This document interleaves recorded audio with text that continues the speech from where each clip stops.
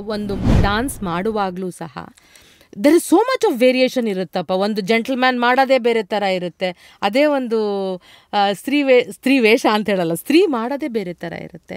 So ಅದರದ್ದೆಲ್ಲ ಸಟ್ಲಿಟೀಸ್ ಅಂತೀವಿ, ಅಂದರೆ ಸಣ್ಣ ಸಣ್ಣ ಒಂದು ಪದ್ಧತಿಗಳು, ಸಂಗತಿಗಳನ್ನು ನಿಮ್ಮ ಈ ಒಂದು ದೇಹಕ್ಕೆ ಹೊಕ್ಕಾಗಿಸ್ಕೋಬೇಕು. ಸೊ ಇದಕ್ಕೆ ನಿಮ್ಗೆ ಆ್ಯಕ್ಚುಲಿ ಇದನ್ನೆಲ್ಲ ಹೊಕ್ಕಾಗಿಸ್ಕೊಳ್ಳೋವಾಗ ನೀವೇನಾದರೂ ಒಂದು ಮೆಡಿಟೇಷನ್ನ ಅಥವಾ ಏನಾದರೂ ಒಂದು ಮಾಡ್ತೀರಾ ಅಪ್ಪ? ಮೇಕಪ್ ಹಚ್ಕೋಬೇಕಾದ್ರೆ ಓಕೆ, ನಾನು ಸ್ತ್ರೀ ಅನ್ಕೋಬೇಕು, ವಾವ್ ನಾನು ಇವಾಗ ಲೇಡಿನೇ ಅನ್ಕೋಬೇಕು. ಅವಾಗ ಅಂದ್ಕೊಂಡಾಗ ನಾವು ಲೇಡಿ ಥರ ರೆಡಿಯಾಗಕ್ಕೆ ತಯಾರು.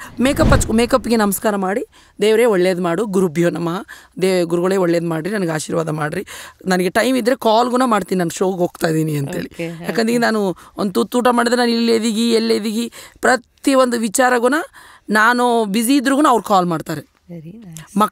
ಅವ್ರ ಮಕ್ಕಳು ಹೆಂಗೆ ಆರೈಕೆ ಮಾಡ್ತಾರೆ ಹಂಗೆ ಆರೈಕೆ ಮಾಡ್ತಾರೆ ನನ್ನ ಗುರುಗಳು. ಓಕೆ, ಸೊ ಅಂದರೆ ಆ ರೀತಿಯಾಗಿ ಹಾರೈಸಿದ್ರಿಂದ, ಆ ರೀತಿಯಾಗಿ ನಿಮ್ಮನ್ನು ನೋಡ್ಕೊಳ್ತಾ ಇರೋದ್ರಿಂದ, ನಿಮಗೂ ಅವ್ರ ಮೇಲೆ ಅದೇ ಭಾವ ಇರೋದ್ರಿಂದ ಐ ಥಿಂಕ್ ನೀವು ಪ್ರತಿಯೊಂದು ಪ್ರೋಗ್ರಾಮಲ್ಲೂ ಒಂದು ಪ್ರೋಗ್ರಾಮಿಂದ ಇನ್ನೊಂದು ಪ್ರೋಗ್ರಾಮ್ಗೆ ಹೆಂಗೆ ಬೆಟರ್ ಮಾಡ್ಕೊಳ್ತಾನೆ ಇರಬೇಕಲ್ವಪ್ಪ. ನಾವು ಯಾವತ್ತೂ ಇವತ್ತು ಹಿಂದಿನ ಪ್ರೋಗ್ರಾಮಲ್ಲಿ ಏನು ಮಾಡಿದ್ನೋ ಅಷ್ಟೇ ಮಾಡೋಕ್ಕಾಗಲ್ಲ, ಇನ್ನೊಂದು ಪ್ರೋಗ್ರಾಮ್ಗೆ ಇನ್ನೊಂದು ನಾಚ್ ಎತ್ತಬೇಕು ಮೇಲೆ ನಮ್ಮನ್ನು. ಸೊ ಅದಕ್ಕೆಲ್ಲ ಅವ್ರು ನಿಮಗೆ ಬಹಳಷ್ಟು ಸಹಾಯ ಮಾಡ್ತಾ ಇರ್ಬೋದು.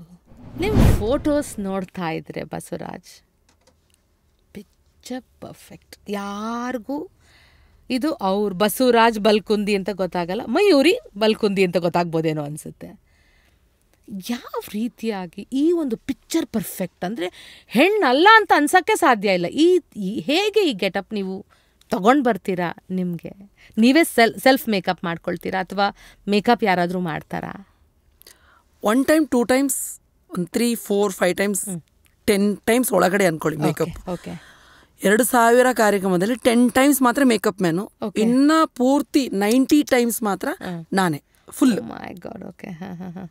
100ಗೆ 99% ನಾನೇ ಮೇಕಪ್ ಮಾಡ್ಕೊಡು, ಸೆಲ್ಫ್ ಮೇಕಪ್ ಮಾಡು.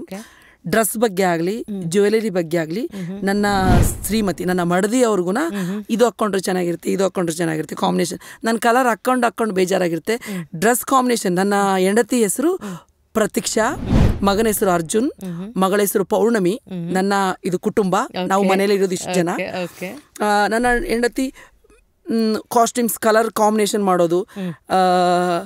ಆಂಧ್ರದಲ್ಲಿ ಕೆಲವು ಟೈಲರ್ಸ್ ಇದ್ದಾರೆ ಹೊಲಿಯೋರು, ಮತ್ತು ಕರ್ನಾಟಕದಲ್ಲಿ ನಮ್ಮ ದೊಡ್ಡಮ್ಮ ಅವರು ಕೆಲವು ಸ್ಟಿಚ್ ಮಾಡ್ತಾರೆ, ಕೆಲವು ಮೆಟೀರಿಯಲ್ಗಳನ್ನ ಸ್ಟಿಚ್ ಮಾಡಿದಾಗ ಇದು ಪರ್ಫೆಕ್ಷನ್ ಕಲರ್ ಕಾಂಬಿನೇಷನ್ನು ನಮ್ಮ ಮಿಸಸ್ ಹೇಳಿದ ಮೇಲೆ ಸ್ಟಿಚಿಂಗ್ ಅವ್ರದ್ದು.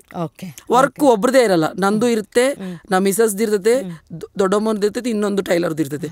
3-4 ಜನದ್ದು ಕುತ್ಕೊಂಡಾಗ ಕಲರ್ ಕಾಂಬಿನೇಷನ್ ಮಾಡೋದು ನಾವು. ಜ್ಯುವೆಲರಿ ಇದು ಹಾಕ್ಕೋಬೇಕು. ಇವಾಗ ಮೈಸೂರು ದಸರಾ ಕಾರ್ಯಕ್ರಮ 2016ರಲ್ಲೂ ಮಾಡೀನಿ, 2024ರಲ್ಲಿ ಮಾಡಿದ್ದೀನಿ. ಕಂಟಿನ್ಯೂ ಮಾಡ್ತಾನೆ ಬಂದಿದೆ, ಗ್ಯಾಪ್ ಕೊಟ್ಟು ಮೈಸೂರು ದಸರಾ, ಕಿತ್ತೂರು, ಬೆಳವಾಡಿ, ಸಂಗೊಳ್ಳಿ, ಆಲ್ಸಿ. ಕಿತ್ತೂರು ಉತ್ಸವದಲ್ಲಿ ಕಿತ್ತೂರು ರಾಣಿ ಚೆನ್ನಮ್ಮನ ಗೆಟಪ್ಗುನ ಬುಚ್ಚುಳ ಇಟ್ಕೊಂಡು, ಬೊಟ್ಟಿಟ್ಕೊಂಡು, ಕುಂಕುಮ ಇಟ್ಕೊಂಡು, ಖಡ್ಗ ಗುರಾಣೆ ಇಟ್ಕೊಂಡು ಇಳಿದ್ರೆ ಅಲ್ಲಿ ಕಿತ್ತೂರಿನ ಜನತೆ ಏನಂತಾರೆ, ಚೆನ್ನಮ್ಮ ಮತ್ತೆ ಹುಟ್ಟಿ ಬಂದಿದ್ದಾಳೆ. ನಾನಂದೆ ಅಷ್ಟು ದೊಡ್ಡ ಮಾತು ಹೇಳ್ಬೇಡಿ. ಅಲ್ಲ, ದೊಡ್ಡ ಮಾತಲ್ಲ, ಅಂದ್ರೆ ಅವ್ರಿಗೆ ಹಾಗೆ ಅನ್ಸಿರುತ್ತೆ. ಹಾಗೆ ಅನ್ಸಿರೋದ್ರಿಂದ ತಾನೇಪ್ಪ ಅವ್ರು ಹೇಳಕ್ ಸಾಧ್ಯ. ಅಂದ್ರೆ ಅಷ್ಟು ಒಂದು ಕ್ಯಾರೆಕ್ಟರಲ್ಲಿ ಅಷ್ಟು ಹೊಕ್ಕಾಗೋಗಿರ್ತೀರ, ಅಂದರೆ ಇಟ್ ಈಸ್ ಲೈಕ್ ಒಂದು ಪರ್ಕಾಯ ಪ್ರವೇಶದ ಥರ ಆಗೋಗಿರ್ತೀರ ನೀವು.